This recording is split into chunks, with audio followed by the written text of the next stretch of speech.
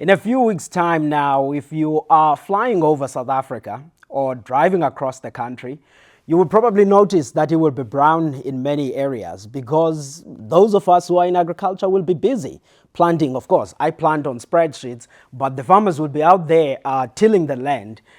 It is a busy time. We start our season in October across the country. But of course, it doesn't start in all regions of South Africa in October. The eastern regions, think about it, if you are driving on N1 coming from the northern parts of South Africa all the way down to the coastal provinces, those provinces that are, or regions that are in the eastern side of the N1, they are the ones that will start planting as of now, October. And all of the other provinces that are in the west of N1, they will start planting from mid-November. This is what we call the optimal planting time because it coincides with the rains that we need for the farmers to plant. We are emerging from a season that I would say for most of the agricultural activity, it was fairly good.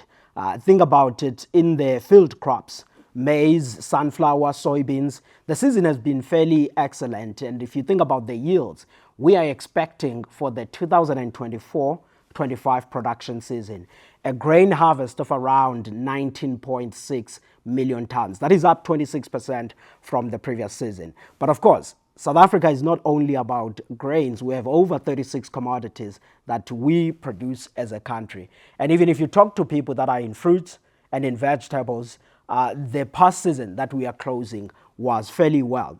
Now that then we are moving into the new season, I'm sure many people will say, okay, you're planting across the country, but what should we expect? Do we expect a season to be as good, or should we be worried about anything? And on that, I would say the estimates that we are looking at suggest that it will be yet another good season. There are a few things, of course, that we monitor. One of them being the weather, which is very important because if you think about our field crop, about 90% of them are largely on rain-fed, particularly grains and the oilseeds. And if you think about the sugar cane, of course, we do have about 80% or so that is rain-fed. About 20%, I would say, it's under irrigation on sugar cane. But all of our fruits and the vegetables are under irrigation. But even those, they do need us to have excellent rains in order for the dam levels to improve. But the rain is also important for the grazing felt because at the end of the day, if it's raining nicely, the grazing felt is great. Your feed costs also to a certain extent is reduced. And I would say we are looking to another excellent season. Why do I say this? I'm looking here on the papers in front of me on the data coming out of the International Research Institute for Climate and Society at the Earth Institute at Columbia University. And no, I didn't pick the forecast that agrees with what I want to see. These are the folks that we typically watch to hear what they have to say about the weather conditions. And in their viewpoint, they suggest that between October, which is now all the way through to November, they think that there's about a 56% chance of a La Niña in South Africa. And you know then that La Niña means above normal rainfall. And this is not only going to be good for us in South Africa, I would stretch and say the entire Southern Africa is probably looking to have an excellent rainy season. It's another discussion, of course, then if it's a La Niña for East Africa. If you think about the folks that are in Kenya, for example, when we have a La Niña above normal rainfall on this side, it tends to be fairly dry out there, which is why when we have a bigger harvest, you would hear people in Kenya saying, hey, we've been hit by a little bit of a drought. We need to be exporting maize to that region. So there, you could expect that the weather condition may not be as favorable as what you would expect in Southern Africa. But for the coming season, I think for South Africa, for Zimbabwe, Malawi, Tanzania, Zambia, we are probably looking to have a relatively favorable good season. And what is interesting also looking at these figures is that they expect that this La Niña will continue through into next year. It may be weaker somewhere from December going into March, but it will still be in that La Niña cycle. Where we will come out of the La Niña cycle is from the end of March going forward. And now you know then that if you started planting in South Africa, in the eastern regions of the country that I was mentioning, from around mid-October, your crop should be at pollination or flowering stage by around about February. If you started in mid-November, even in December, I would say by end of February, it should be at that pollination stage. I'm referring now to folks that are in the western regions of South Africa. And under that scenario then, it does mean that even if the rain weakened from March onwards, 2026, the crop would have already flowered, and of course we would be actually needing the rain to ease up a little bit so that we can get the fairly drier weather conditions. Remember, in the season that we are in, the 2024-25 that we are closing, one of the key things that we reflected on here on AgriView, which was a major worry for many farmers, especially those that are on sunflower, white maize, it was the fact that there was too much rain than they bargained for, to an extent that we were hearing all of the talk about the maize quality issues, which was true, because if you look at our maize crop, for example, that we harvested, particularly white maize, about 66% of it was first grade, and then we had a bigger than usual maize that is a second grade. So there were those quality issues. But of course, that doesn't mean that we have a crisis in terms of supplies.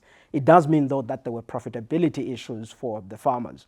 But if then now the season that we are looking forward to, the rain do ease up or stop from March onwards, I would say we are looking at even a reasonably better season than the one that we have.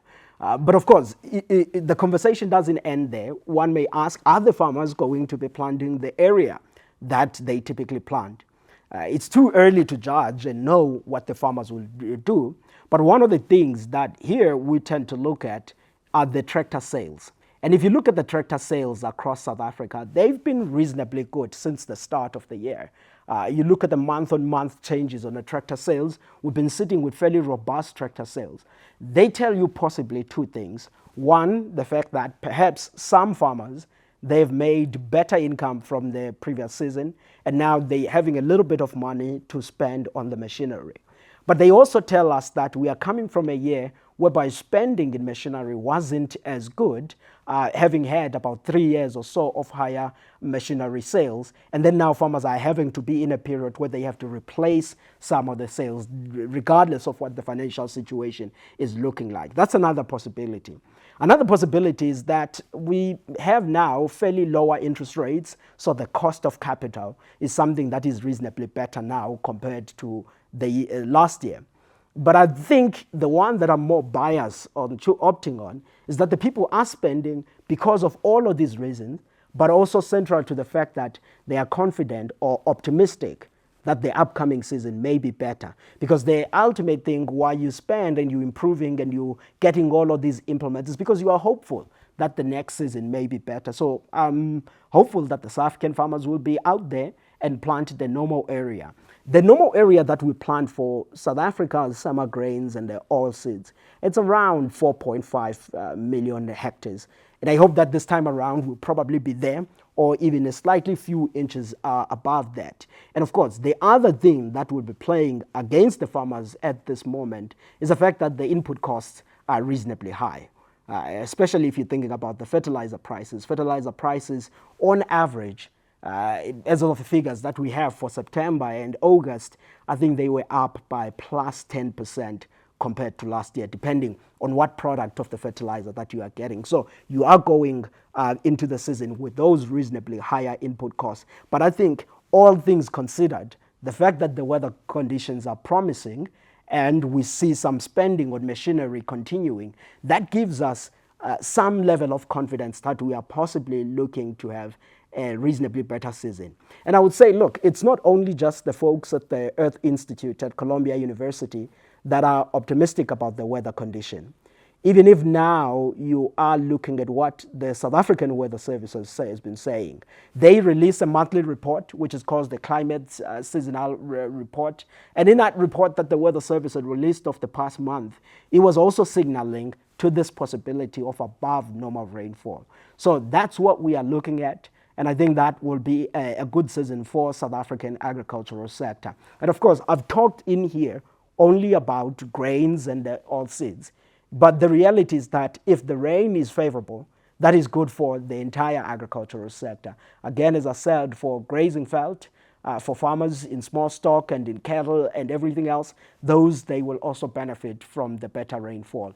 And the fact that the better dam levels also benefit our fruit as well as the vegetable farmers. So that's what we are looking at. But I do think that the other colleagues, especially our neighbors across the Southern African region, if the rainfall is favorable, especially at a time like this, where USAID or USAID is pretty much pulled out to a certain extent in the region, we may need then to increase the spending on agriculture. I think that if you are a government of Zimbabwe, government of Malawi, and any of the countries, whatever you can, try to support your farmers, because USAID is not going to be there like in the past where the World Food Program and the others tend to assist with making sure that the households are cushioned in times of the difficulties. And I think let's take advantage of the better weather conditions to improve the agricultural production in Southern Africa. And the core thing then of doing that is making sure that whatever inputs the farmers in the region need, they are able to be assisted on that. And that's what I would ask that the colleagues across the Southern Africa region, they do. On the South Africa side, I'm fairly optimistic that we are heading up to that particular season. And with that then, folks, the only thing I can do, especially for the farmers, is to wish you well for the season ahead. Hopefully it will be an excellent one as we see it now. But of course, all of these things that we have talked about are not cast in stone. We are referring to the forecasts that have been released. And we're releasing this, regardless of who is watching it, in October 2025. Much of the weather aspects may change, either for the better or maybe not so. We pray and hope that for the better, or they continue on this. But we're releasing this in October 2025, which is when we are releasing. And this is what the data tells us. And this is why we are as optimistic about the agricultural season in Southern Africa in 2025-2026. That's the one that will be starting now. And so when you're flying across the country, seeing the fields all brown, don't worry, the guys are busy working and tilling the land. And if you're looking for me, I will be farming on the spreadsheets in Pretoria, and you know where to get me. You follow us all on social. And thank you so very much for watching this segment. And thanks to the folks that enable us to be able to record this, our friends at Santam and many others that will still come on to support us in this channel. This is AgriView. Subscribe and make sure that you share this link with many people, especially those that are in agriculture, and they may be looking and wondering what the season ahead will look like. And follow us and subscribe to our channel. Thank you so very much for watching.